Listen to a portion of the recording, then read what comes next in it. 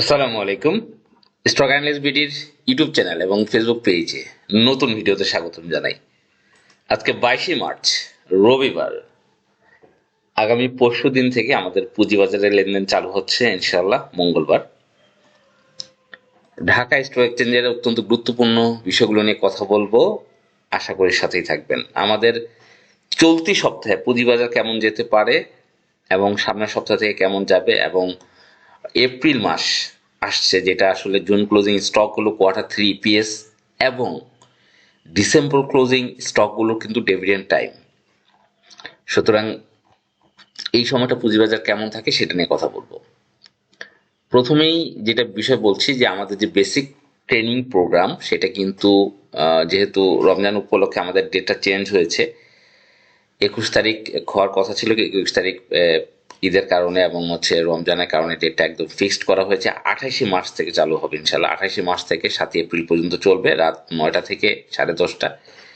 এবং স্টক মার্কেটের বেসিক যে প্রোগ্রামগুলো, আপনি ক্যান্ডেলস্টিক প্যাটার্ন এবং পোর্টফোলিও ম্যানেজমেন্ট, এছাড়া নেটিং বা কিভাবে এন্ট্রি নেবেন, কোন স্টকগুলো বাছাই করবেন, কোন স্টকগুলোর বছরে কখন যৌবনকাল আসে, এই সকল বিষয়গুলো নিয়ে 10 দিনের একটা ট্রেনিং প্রোগ্রাম সাজানো হয়েছে।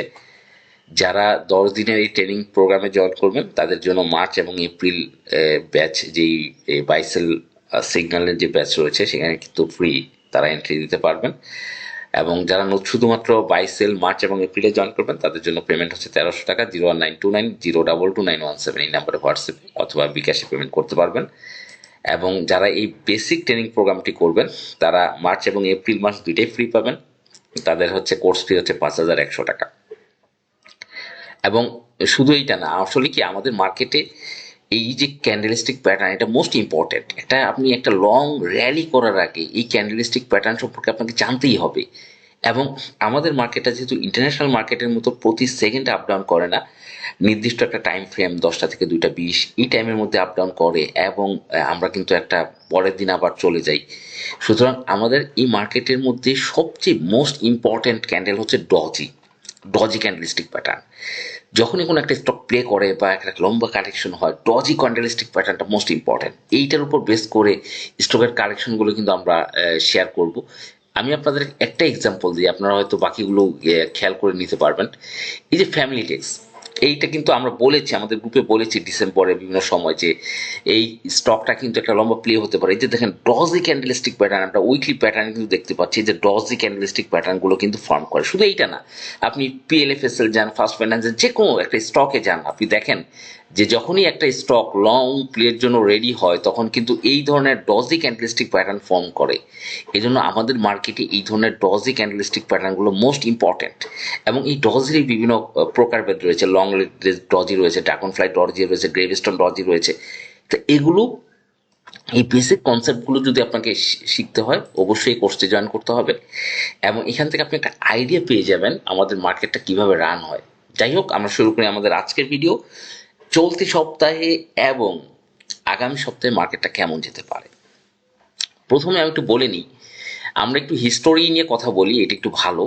তা আমরা ডিএসসিএক্স এর উইকলি চার্ট প্যাটার্নে চলে গেলাম, যেখানে আরএসআই রয়েছে এই মুহূর্তে 55.57, 55 আশেপাশে রয়েছে।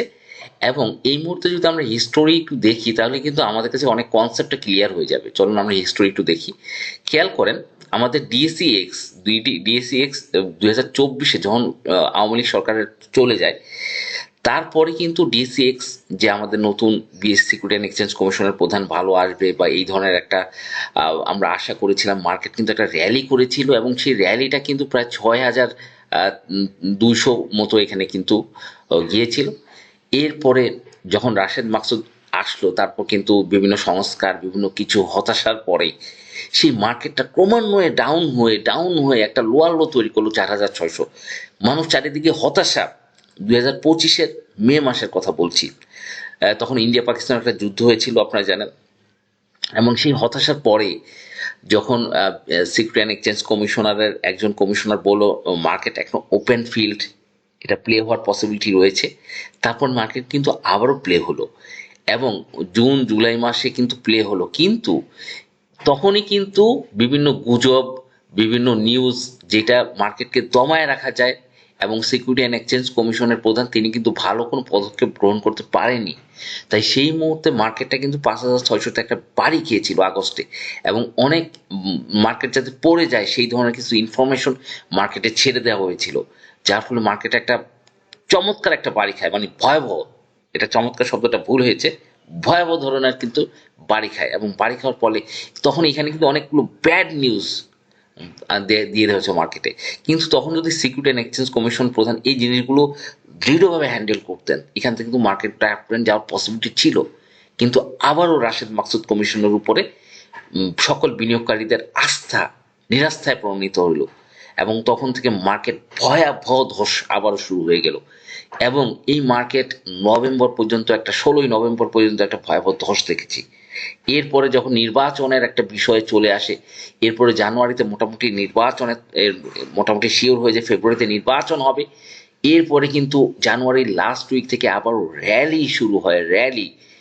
এবং এই র্যালি শুরু হতে মার্কেট 5,600-তে একটা আবারও ডাবল টপ তৈরি করে। আপনারা দেখতে পাচ্ছেন যে প্রথমটা আগস্টে তৈরি হয়েছিল, এবং এরপরে কিন্তু আবারও ডাবল টপ তৈরি করে। এবং বিশ্বযুদ্ধ না, আমেরিকা ইরানের যে যুদ্ধ, ইসরায়েল, এই যুদ্ধে কিছুটা পতন হলেও আমাদের মার্কেট দেখছেন হুট করে 200 পয়েন্ট প্লাস, আবার 150 পয়েন্ট, 250 পয়েন্ট মাইনাস। এরপরে কিন্তু একটা স্টেবল, যে আমরা বারবার আশা করছিলাম যে রাশেদ মাকসুদ কমিশন চেঞ্জ হবে, নতুন একটা কমিশন গঠন করবেন অর্থমন্ত্রী, এরপরে মার্কেট কিন্তু এই অবস্থায় রয়েছে। তবে এখানে পজিটিভ সাইন হলো মার্কেটে কিন্তু জানুয়ারি পরে যে 8 আনা 1 টাকার যে র্যালি তৈরি করেছে, একটা র্যালি, মার্কেট যখন একটা নির্দিষ্ট কিছু স্টক র্যালি তৈরি করে, আস্তে আস্তে অন্য স্টকগুলো এভাবে কিন্তু সেক্টর চেঞ্জ হয় বা অন্য স্টকগুলো আগে আসে, র্যালি একটার পর একটা চলতে থাকে। তো এই মুহূর্তে যদি রাশেদ মাকসুদ কমিশনের পতন হয়, তখন এই র্যালিটা কিন্তু এই 5,600 বা এই যে র্যালিগুলো চলছে, অনেক স্টক কিন্তু একটা বড় আপে চলে যাবে। তখন কিন্তু ইনশাল্লাহ এই 5,600 ব্রেকআউট করেও নতুন উচ্চতা উঠতে পারে। একটা কারণে তো রাশেদ মাকসুদ কমিশনের যদি পতন পসিবল হয়। দ্বিতীয় যে কারণ সেটা হচ্ছে আমেরিকা ইসরায়েল বনাম ইরানের যুদ্ধটা যদি স্থগিত হয়, তাহলেও কিন্তু এই 5,600 ব্রেকআউট করবে ইনশাল্লাহ। এই দুইটার যে কোনো একটা যদি ঘটে, এখান থেকে কিন্তু 5,600 ব্রেকআউট করা জাস্ট কিছু সময়ের ব্যাপার। এবং সেটা হয়তো সবকিছু এই দুইটার যে কোনো একটা যদি ফেভার করে, হয়তো আমরা এপ্রিল মাসে ইনশাল্লাহ দেখতে পারি। তো এই মুহূর্তে মার্কেটের অবস্থান হচ্ছে এই। এবং মার্কেটের যেই উইকলি চার্টে আমরা দেখতে পাচ্ছি এখানে 8ই মার্চের যে একটা হ্যামার ক্যান্ডেল গ্রিন তৈরি হয়েছিল, এবং এখানে একটা ডজি ক্যান্ডেল, আমরা যদি এখান থেকে স্পিনিং বড় করে যদি দেখি, তাহলে কিন্তু ক্যান্ডেলটা দেখবি স্পিনিং টপ, এবং একটা স্পিনিং টপ ক্যান্ডেল কিন্তু ফর্ম হয়েছিল লাস্ট উইকে উইকলি ক্যান্ডেলে। এবং এরপরে এই সপ্তাহে কিন্তু এখান থেকে একটা আপ ট্রেন্ড, একটা এইটা কিন্তু একটা ইনডিসিশন ক্যান্ডেল, এখনো সিদ্ধান্ত নিতে পারছে না মার্কেট কিন্তু কোন দিকে যাবে। তা এই ইনডিসিশন ক্যান্ডেলের পরে, আর যেহেতু এই সপ্তাহে আমরা আশা করছি যে মার্কেট কিন্তু ঈদের পরে ভালো করবে, ভালো করার পসিবিলিটি রয়েছে। মার্কেট এখনো, মার্কেটের যে ট্রেন্ড লাইন সেটা কিন্তু উপরেই রয়েছে, অ্যাকচুয়ালি উপরের দিকে যেহেতু ট্রেন্ড লাইনের অবস্থান, সেহেতু আমরা আশা করব মার্কেট কিন্তু যে করেই হোক এই ট্রেন্ড লাইনকে ফলো করে মার্কেট উপরের দিকে যাবে। এবং আমরা সিকিউরিটি অ্যান্ড এক্সচেঞ্জ কমিশনের প্রধানের যে অপসারণ সেটা কিন্তু দাবি করে আসছি। দেখা যাক নতুন অর্থমন্ত্রী কি করেন, আমরা আশা করব চেঞ্জ হওয়ার সাথে সাথে মার্কেট এই মুহূর্তে কিন্তু একটা ভালো পজিশনে রয়েছে এবং আরো ভালো পজিশনে যাবে। আমরা বারবার আশা করছি এই যে 5,600, এটা কিন্তু আমরা চাচ্ছি যে কোনোভাবে এটা ব্রেকআউট করুক। এটা ব্রেকআউট করলে কিন্তু মার্কেটের জন্য খুবই পজিটিভ হবে, খুবই পজিটিভ হবে। অলরেডি আপনারা জানেন মার্কেট কিছু স্টক র্যালি করছে, এবং এটা নতুন করে বলে দেওয়ার কিছু নাই। অ্যাপল ইস্পাত, এসএস স্টিল, যদিও এসএস স্টিলের ঋণ সম্বলিত অনেক তথ্য আছে যে ইস্টার্ন ব্যাংক তাদের জায়গা, যারা প্রধানের বিভিন্ন কিছু ঋণের কারণে তারা কিন্তু অনেক ঋণ, তারপরও কিন্তু এটা প্লে করেছে 4টা থেকে প্রায় 6 টাকা একটি ফাইন। এএফসি অ্যাগ্রো, আইএলএফএসএল, ম্যাক্সন, সিনেটেক্স, ছোট ছোট যেই শেয়ারগুলো প্লে করছে, এবং ঈদের পরে আরো কিছু প্লে করার সম্ভাবনা রয়েছে। তবে আমার মতে এগুলো কিন্তু রিস্ক জোনের কাছাকাছি চলে গিয়েছে, এগুলো আমার কাছে রিস্কই মনে হচ্ছে এই মুহূর্তে। তারপরও আমার কাছে ভালো লাগছে যেগুলো প্লে করছে, প্লে হোক, মার্কেটের প্রত্যেকটা স্টক ঘুরে ঘুরে প্লে হোক, স্পিনিং ওয়াইজ প্লে হোক, এটা আমি চাই, এটা আমি ব্যক্তিগতভাবে চাই। কারণ এইটাই হচ্ছে শেয়ার বাজারের মজা, যে সেক্টর প্লে করবে, বিভিন্ন স্টকের ক্যাটাগরি প্লে করবে, এইগুলো প্লে করতে থাকবে, সারা বছর ঘুরে ঘুরে প্লে করবে, সবাই কোনো না কোনো স্টক থেকে প্রফিট করবে। এটাই হচ্ছে শেয়ার বাজারের সৌন্দর্য, এটাই শেয়ার বাজারের মজা, এবং এটা আমরা চাই, এবং এটা সেইভাবে কিন্তু মার্কেট আগাচ্ছে। ভয়ের কিছু নেই, আপনার হাতে থাকে স্টকটিও প্লে করবে, একটু ওয়েট করতে হবে, এই হচ্ছে বিষয়। তা আমরা আশা করি নতুন একটা মার্কেট, নতুনভাবে মার্কেটের নতুন অবস্থান তৈরি হবে এবং মার্কেট একটা ভালো পজিশনে যাবে। তবে কিছু কিছু স্টক সম্পর্কে আপনাদেরকে অ্যালার্ট থাকতে হবে। আমি 14টা ব্যাংক সহ 3টি স্টকের ব্যাপারে বলেছি লাস্ট ভিডিওতে, দেখে নেবেন যে এগুলো কিন্তু যে কোনো মুহূর্তে জেড ক্যাটাগরিতে যেতে পারে। জেড ক্যাটাগরিতে যদি যায় তখন কিন্তু ভয়াবহ পরিস্থিতি হবে। ব্যাংকিং শেয়ার কিনা থেকে একটু বিরত থাকবেন ওই 14টা কোম্পানি, কারণ ডিভিডেন্ড এবার দিতে না পারলেই কিন্তু জেটে চলে যাবে। আর হুট করে জেটে গেলে আপনার 10% 15% একটা বাড়ি খায়, কিন্তু আপনার জানেন যে কোনো স্টক জেড এমনি প্লে করে যখন, তখন ভালো, কিন্তু যখন হুট করে এ থেকে বি থেকে জেটে যায় তখন এই যে 10-20% একটা বাড়ি, অনেকের স্টপ লস করতে হয়, অনেকে ধকল সামলাইতে পারে না, আটকে যায় দীর্ঘদিনের জন্য, এই বিষয়গুলো থাকে। তা আমরা আরেকটি স্টক নিয়ে কথা বলবো, লাভেলো। এটা নিয়ে কথা বলার অনেকগুলো রিজন রয়েছে। আপনারা জানেন যে লাভেলোটা অনেক আগের থেকে প্লে করার একটা কথা ছিল, এবং স্টকটা কিন্তু আপনারা দেখেছেন অনেক অল্প প্রাইস থেকে উঠে গিয়েছিল এবং একটা লম্বা সময় ধরে একই জোনে ঘোরাফেরা করছে। এই লাভেলোটা থেকে আমি একটু অ্যালার্ট করব, সতর্ক করব এই কারণে, কারণ এই লাভেলে কিন্তু একটা লম্বা টাইম প্লে হয়েছে, এবং স্মার্ট মানি তারা কিন্তু এই 30 টাকা থেকে আমরা দেখলাম 110-এর কাছাকাছি নিল এখন, তারপরে লম্বা একটা কারেকশনের পরে 70 টাকা লেভেল অবস্থান করছে। এইটার অবস্থান আমার কাছে ভালো মনে হচ্ছে না, এই জন্য যে এইটার কিন্তু দেখেন প্লেসমেন্ট শেয়ারগুলো কি করা হচ্ছে, পাবলিক করে পাবলিকে ট্রান্সফার করা হচ্ছে। এই যে এখানে দেখেন 13,46,646টি শেয়ার, এরপরে 30 lakh share declared its intention to sell করার ইন্টেনশন, তারা চিন্তা করছে 30 লাখ শেয়ার সেল করবে। এরপরে ট্রান্সফার করতেছে 25 লাখ শেয়ার। যখনই কোনো ডিরেক্টররা শেয়ার ট্রান্সফার করে বা সেল করার ইন্টেনশন তৈরি করে বা লক ফ্রি হয়, এগুলো কিন্তু খুব রিস্কি জোন আমি মনে করি।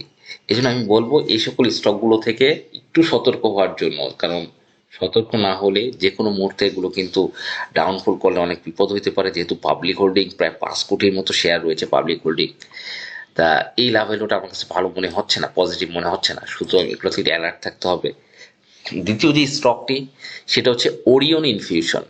আপনারা জানেন যে এই ওরিয়ন ইনফিউশন একটা লম্বা সময় ধরে কিন্তু 60-65 টাকা কিন্তু একটা কালেকশন হয়েছিল, এবং মজার বিষয় হলো এই ওরিয়ন ইনফিউশনটা কিন্তু আমার পোর্টফোলিওতে 83 টাকায় কিনা ছিল, প্রায় 26,000 শেয়ার কিনা ছিল, এখানে 26,200 এরকম শেয়ার কিনা ছিল।